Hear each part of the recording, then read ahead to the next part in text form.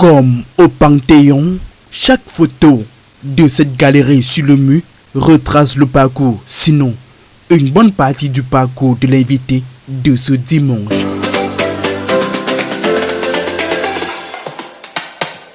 Férue de sport en général et fanatique de football, il a été de nombre incalculable de rendez-vous sportifs dans les 4 coins du monde.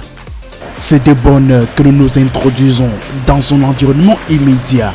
Ah, bonjour Colbert. Equinox, comment vous allez?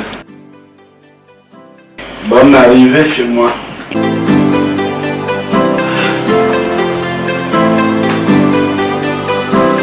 Ce matin, Colbert Yompan ne déroge pas la tradition. Des fruits pour démarrer avec énergie la journée qui s'annonce intense. Aujourd'hui, tu ne sais plus ce qui est bon et mauvais fruit avec les substances chimiques qu'on utilise. Consultant, analyste sportif, il ne sera pas exagéré que de dire que Colbert ne respire que football. À son réveil, il fait rapidement le tour d'horizon de l'actualité sur les médias locaux et étrangers afin de ne rien louper. Même quand je sursaute vers 5 h du matin, c'est d'abord essayer de voir ce qui se passe sur la toile. Je ne dors pas trop, donc plus tard, 5h45, 6h, je suis debout. Le rituel, c'est information sur la toile. Oui, c'est toujours important. Revenons sur cette galerie qui n'échappe à aucun regard de chacun de ses invités. Chaque cliché, chaque photo renferme une histoire de ses multiples épopées, aussi bien dans l'univers sportif que culturel. Boca de la Côte d'Ivoire, le roi Polo Roberto Carlos, le Brésilien, une de mes plus belles rencontres qui a pratiquement changé ma vie dans le journalisme sportif, qui m'a ouvert beaucoup de portes en Allemagne. C'est le Kaiser Franz Beckenbauer. Sans quelques clichés, s'il faut en faire, on en ferait 70 tableaux. Mais c'est toujours important d'avoir quelques petits rappels pour se souvenir que l'on a, à son petit niveau, essayé de marquer son temps.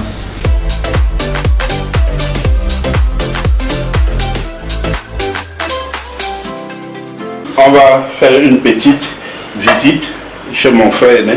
Ok. C'est bon alors. Tout à l'heure.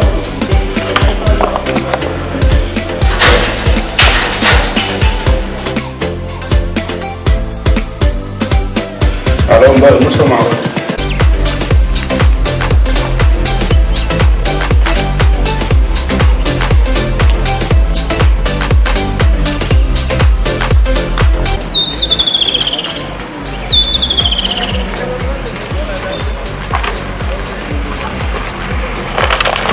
La journée s'annonce hyper chargée pour celui qui est généralement entre 2 avions. Nous embarquons avec lui, direction Lokpom. Chez mon frère aîné, c'est lui qui m'a accueilli dès que je suis parti de Nkonsamba pour Douala. Colbert a rendez-vous ce matin avec son frère aîné, Monsieur Pété, à Lokpom, quartier résidentiel de la métropole économique du Cameroun. Ce sont les premiers à s'installer ici, les visionnaires.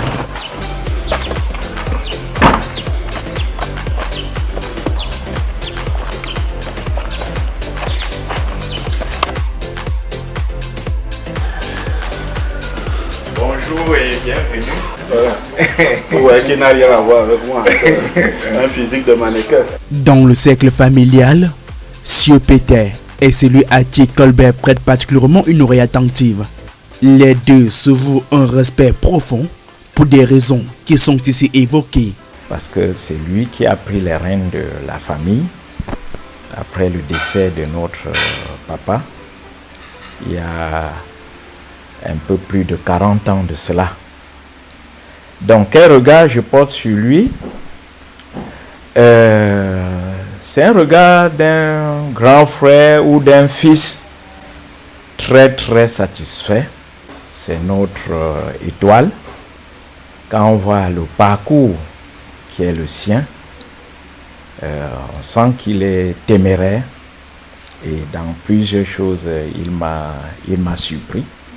Il est téméraire, il tient à atteindre ses objectifs, il est teigneux et il est passionné par ce qu'il fait. Que ce soit dans le journalisme, que ce soit dans les affaires, que ce soit dans les activités qu'il mène actuellement, il est très passionné et très engagé dans ce qu'il fait. Très très satisfait parce qu'il fait la fierté de la famille.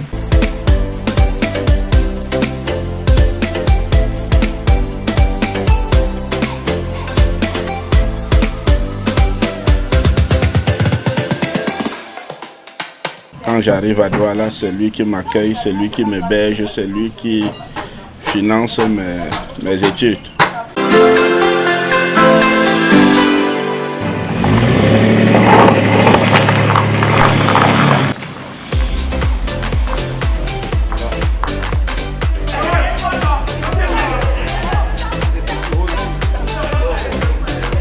Sur le chemin, halte est faite au marché Bonamou Sadi. Acheter quelques fruits, je me suis rendu compte que j'étais presque à la réserve. À sa vue, les vendeurs exultent de joie. Colbert est un client régulier. C'est l'heure des bonnes affaires. Donne-moi une petite pastèque. Le client, c'est un grand client à nous. Il achète souvent les pamplemousses blancs, le pomelo rouge et la papaye aussi également.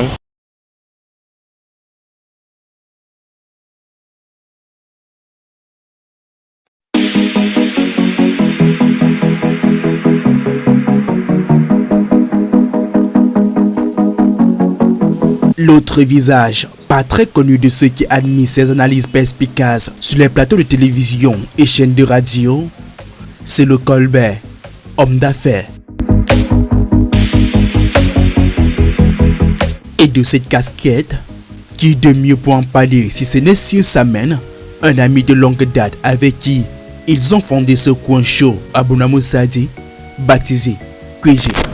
Que nous appelons communément Kosa Bango, est un grand frère que j'ai connu en Allemagne, qui a été visionnaire, qui a décidé depuis 2004 de rentrer, s'installer au Cameroun. Et il nous a bâti ce beau petit coin. On a vécu de bons moments avec quelqu'un et qu'il y a un décalage qui s'est créé. On n'est que content de toujours se revoir et refaire vivre les moments les plus meilleurs qu'on a connus. Et ici, et lui et tous d'autres jeunes frères que j'ai connus en Allemagne quand nous y étions, très souvent on se retrouve ici et puis on partage quelques moments de bonheur et de... Et non loin du QG, son business, la vente des véhicules d'occasion. J'ai pris l'habitude chaque fois que j'avais mes vacances au Cameroun d'acheter des véhicules.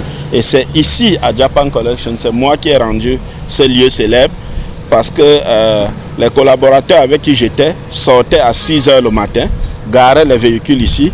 La nouvelle route du Gémi n'était pas encore faite et les gens en allant au travail voyaient ces véhicules-là.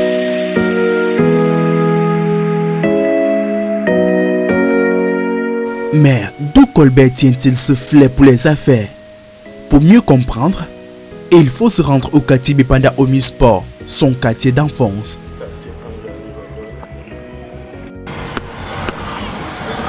Beaucoup d'eau a coulé sur le pont depuis son départ de ce quartier.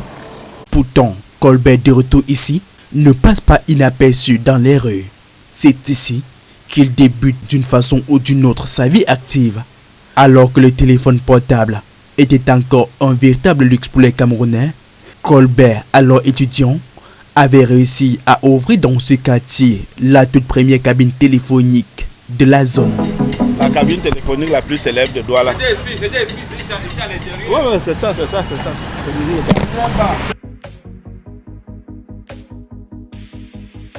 C'est avec nostalgie qu'il en parle, ainsi que ceux qui l'ont connu à cette époque-là.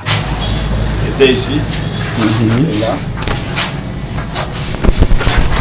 Je vous parlais de la cabine, voilà, qui a financé mes études. En face, vous allez voir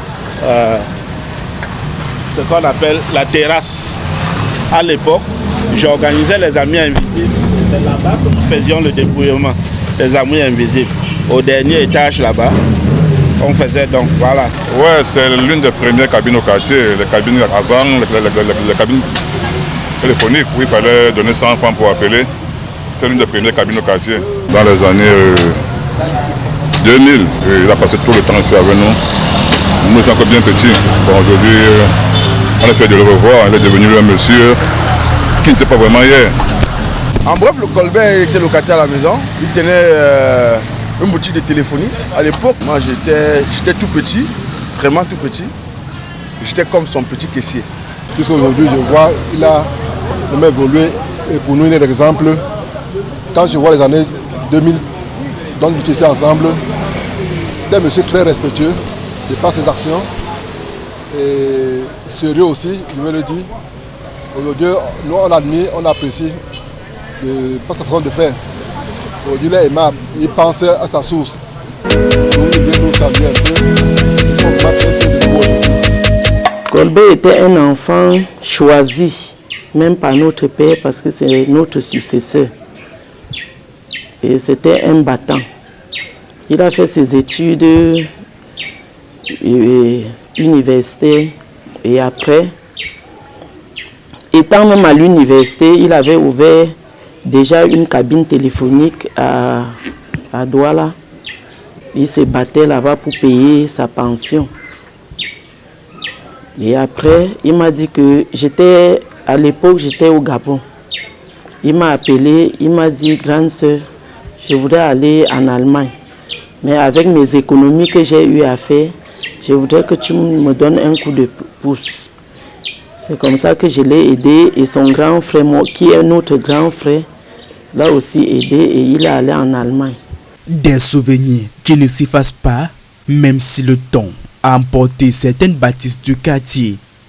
Par exemple, la cité où il vécut lorsqu'il était encore étudiant avant son envol pour la Côte d'Ivoire et plus tard pour l'Allemagne. Je vivais seul. C'est d'ici que je pars pour la Côte d'Ivoire et plus tard pour l'Allemagne.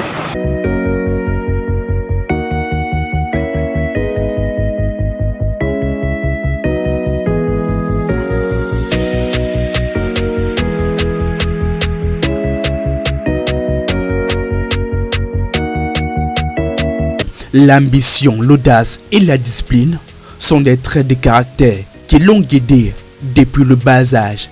L'ancien élève du CS de Nkonsamba, du lycée de Manenkumba et du lycée bilingue de Deido, devenu journaliste sportif, est accrédité pour sa première compétition internationale en 2003. C'est la Coupe des Confédérations en France.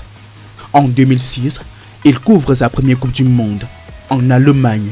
Son ascension dans le domaine sportif est cependant sans surprise pour ses amis d'enfance. L'un des meilleurs, sinon le meilleur joueur de notre génération.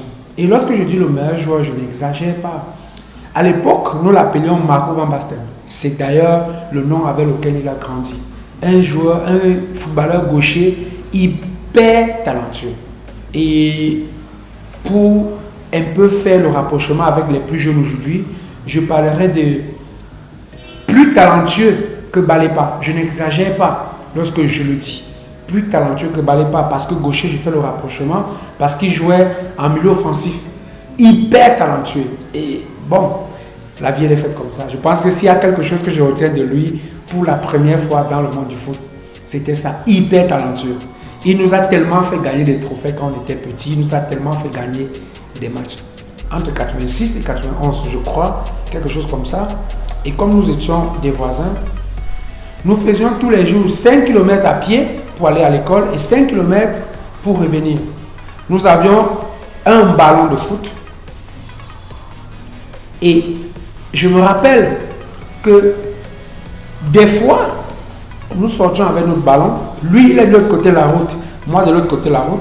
On se passait le ballon jusqu'au collège.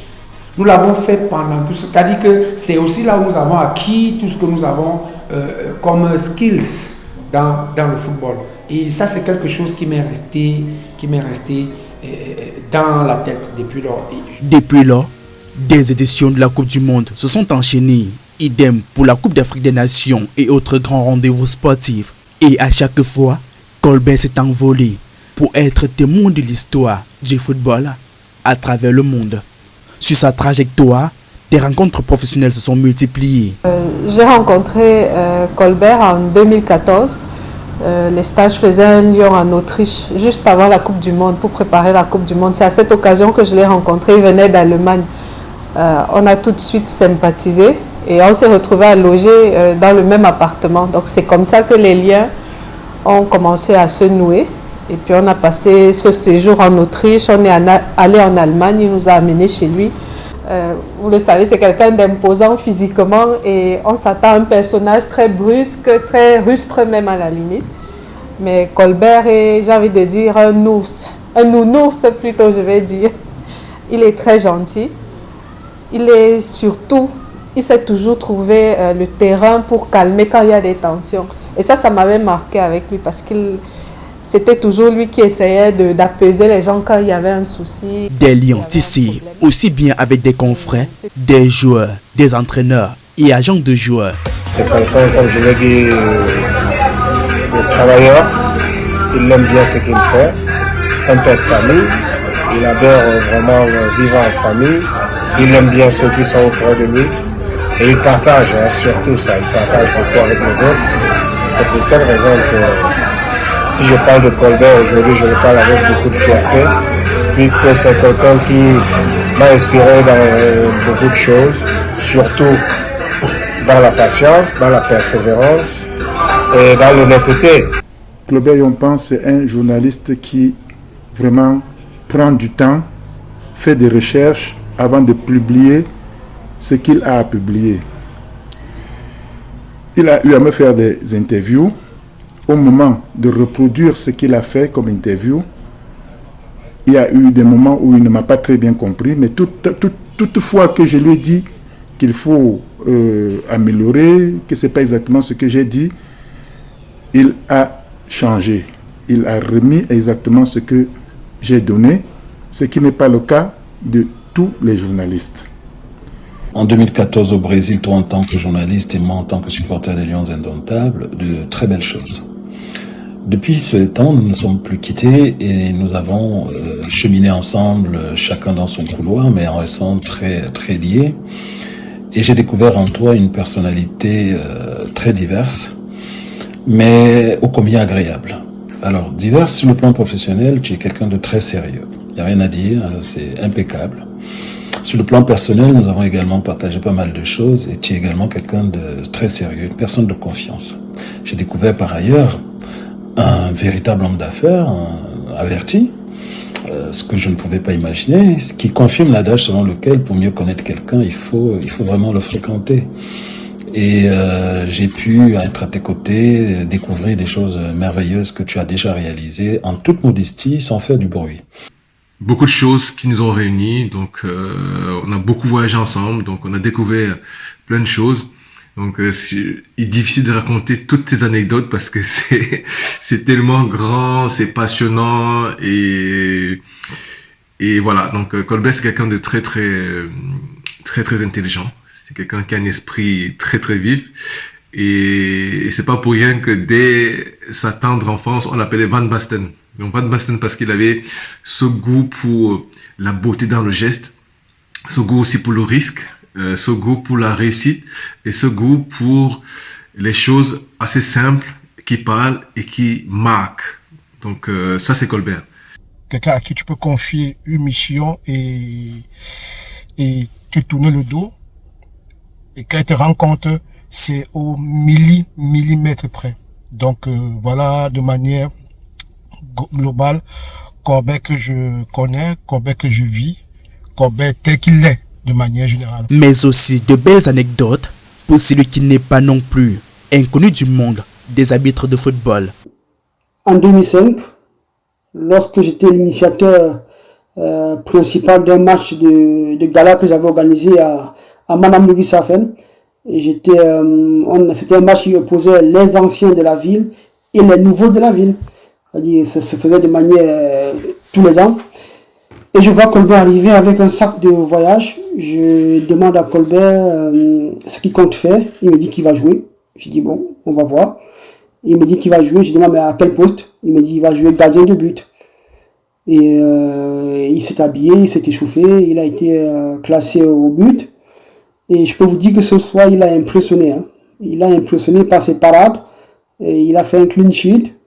0 but encaissé. Et franchement, je pense qu'il lui-même se rappelle encore. C'était un de ses jubilés. C'est un de ses derniers gros matchs, je pense. Hein. Et en même temps, c'est peut-être pas... On va pas forcément le croire, mais il est aussi habitué de football, affilié à la DFB. Je me rappelle des week-ends où on s'échangeait souvent. Il me disait que bon, ce week-end, j'ai habitué 2 matchs. J'ai habitué 3 matchs. Et je lui disais, waouh, ça c'est formidable en fait. Qui savait respecter le métier des autres. Toujours souriant, toujours un mot pour nous tous, pour les joueurs, pour ses petits frères, comme il nous appelait. Il nous donnait des conseils, pas seulement sur le football, mais aussi sur la vie, même sur la vie privée. Par contre, quelqu'un de très professionnel qui faisait son travail sans vraiment être dans les polémiques ou quoi que ce soit. J'ai vraiment apprécié le temps où il était là. Et je peux vous dire que c'est quelqu'un d'attachant. Aujourd'hui même, hors des terrains, lui et moi on continue d'échanger de temps en temps quand on se trouve sur le plateau. Quelqu'un de courtois, respectueux. On a fini par développer au-delà de la confraternité une relation de fraternité qui s'est développée avec le temps. Plus de 20 ans après, il est désormais un frère. Je le regarde plus forcément comme un confrère.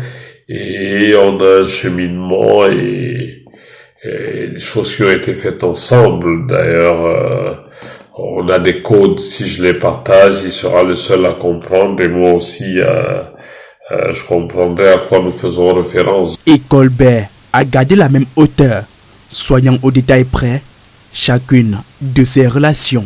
Tout dépend de comment vous entrez dans la tanière. Si vous entrez avec du respect, vous récoltez du respect. Si vous entrez avec la mendicité, vous récoltez du manque de respect. Donc, il est fiable, on peut, n'est-ce pas, compter sur lui, car il tient souvent ses promesses et il suit ses engagements, même quand c'est difficile. Promoteur culturel, et oui, nous l'avons dit plus haut, ce statut, il n'a pas mis les multiples codes à son arc et ça ne date pas d'aujourd'hui non plus.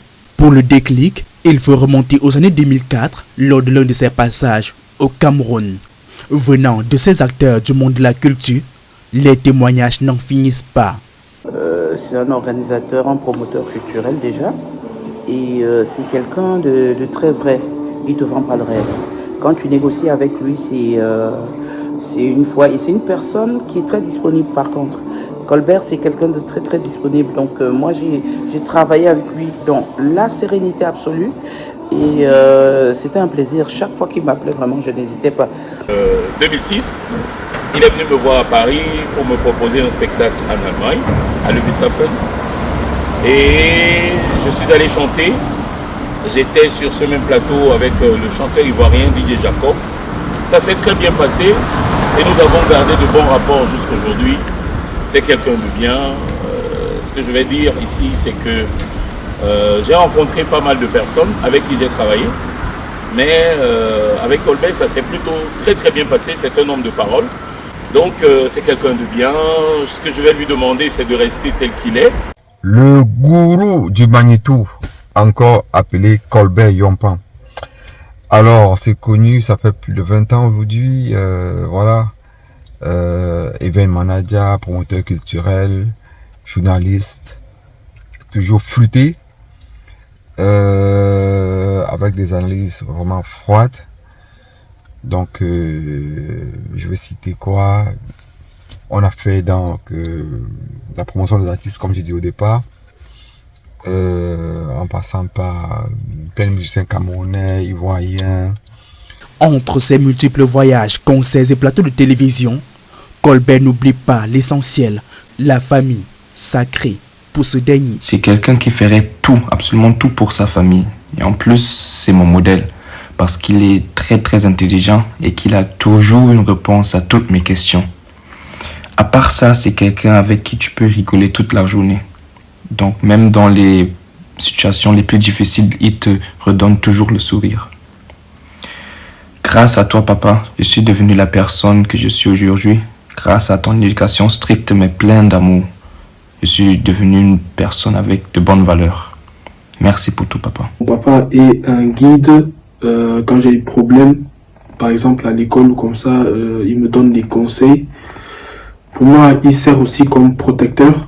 Même s'il est au Cameroun en ce moment, il a un œil sur nous et veille à notre sécurité. Mon épouse, c'est quelqu'un qui a une aura très fort. Il a une aura vraiment naturelle. Il est à l'écoute de tous. Il sait être présent, même comme son boulot ne le permet pas toujours.